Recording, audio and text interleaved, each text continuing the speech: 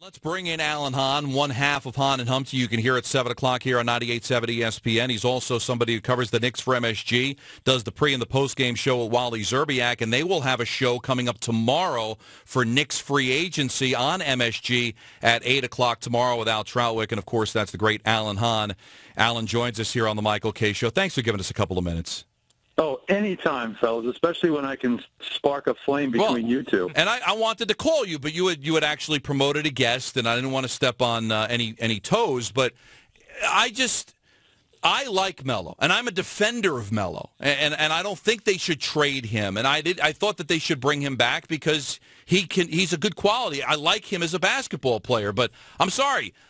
Getting together with the draft picks on Saturday and talking to them, I'm sorry, that's not enough. And that doesn't take Mark Messier to send a text message on Thursday night or Friday saying, hey, guys, welcome to the team, especially when there's rumors swirling around, whether they're right or wrong, that he panned the pick. So just to excuse it, Alan, as you did yesterday, well, he's just not a leader. I'm not asking him to be Mark Messier. I'm not asking him to be Derek Jeter. Just asking him to be a good guy. Why couldn't he even just do that? First of all, I didn't excuse him of it. What I did was explain, as you just were saying a few minutes ago, it's never been who he was. Chauncey Billups, who's played with him and had success with him, who I know pretty well, and he's been on the K Show with you guys, and he's talked about it as well. Carmelo needs veterans and leaders around him. That's not what he does. He just has to do his thing. It's his personality. It's what he is. We've known him now for 4 or 5 years as a Knick. All of a sudden now we're demanding him to be something he's never been. Now, I agree with you. The right thing to do is on draft night, make sure, because you're all in now, you signed a 5-year deal, you've got ownership of this team, and you said you're going forward with everything and the plan and all that stuff, destiny, hashtag with the capital NY, so fine. So you should be on draft night calling the PR guys saying, shoot me their text numbers so I can at least say hello to them tonight when they. That's what he should be doing, but he's not. Instead, so-called friends of his are calling people and trying to create drama where there shouldn't be drama, and that's a problem that he has as well. He doesn't control his friends well, and he also doesn't have a good grasp on what he needs to be doing as a leader of the franchise. Well, maybe that was strong to say you're excusing him, but there is an enabling part of it, because look at me, and I'll evaluate myself. I am not anywhere near perfect, and even though I've been doing this for 20 years, I'm still trying to get better as being a talk show host. And but you have a perfect beard, though, Donnie. I know, it's really looking nice. I can't bring myself to shave it. And I know it looked like Santa Claus, but I think I'm gaining my strength from it. Like, I'm afraid I'm like Samson. If I cut it, I won't be able to pick up an envelope. I say you shave your head and leave the beard. That's all in. That would not be good. But listen, my weakness, and I'll be the first to admit it, I'm probably not the greatest reader. All right, I could probably read a little bit better on the air.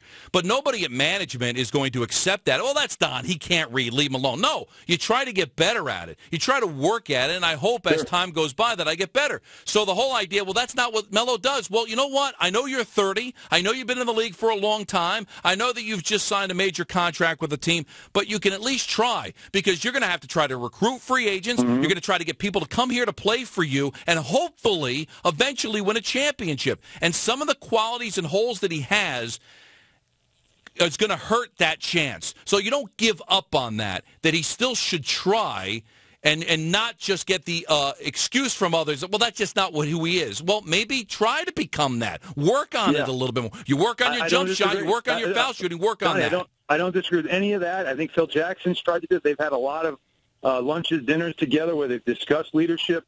Carmelo and Steve Mills, the general manager, are actually very close. They talk a lot. They discuss things. Melo's really invested in free agency. You know why, obviously, because it affects him. It affects the now. The draft is about the future. So for Melo, the draft is almost secondary in his mind, because these guys are going to be good when he's on his way out the door, probably. So for him, it's all about free agency. That's where I think he's as invested. And you're seeing now Chris Bouchard reporting that he's reached out to several free agents trying to talk about, playing with the Knicks, playing with him in the triangle. So I think that's, we're seeing really where his priorities are, of course. But I don't disagree with you. But that also goes back again. Jason Kidd, when he was here a couple of years ago, Jason Kidd was always in Melo's ear about doing the right thing. Hey, look, we need to do this, we need to do that in the locker room, because Kidd knew this is not my team. I'm not the one that should be standing up and doing this.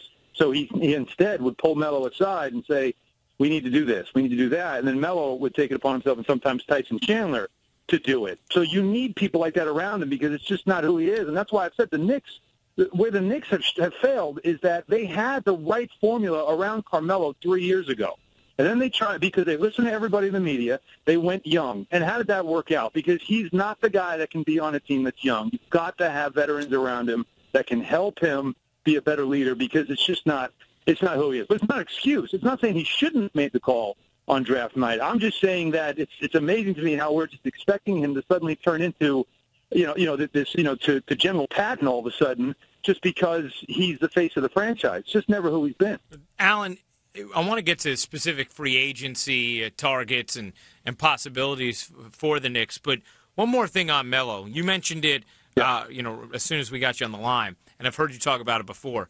But is it a problem with him that he clearly has people around him who are immediately sending out messages that don't paint him in the best picture? In this case, it was Melo's not happy with this draft. Melo's not happy with this pick. He doesn't want to wait. He may even want to leave. I mean, clearly that's coming from people around him. How does Melo feel about that? I know that there's people that have stayed stuck to him that aren't nearly as close to him as they used to be when he was a lot younger in the league and needed more assistance from people. And, Ryan, I think you know the type of people I'm talking about, or who I'm talking about. Some based in Chicago, okay? I'll be as blunt as possible. And so what you have now is people that, you say, well, this guy's close to Melo. He was, not nearly as close, but he was. And so that can cause a problem when it's a mixed message that gets out.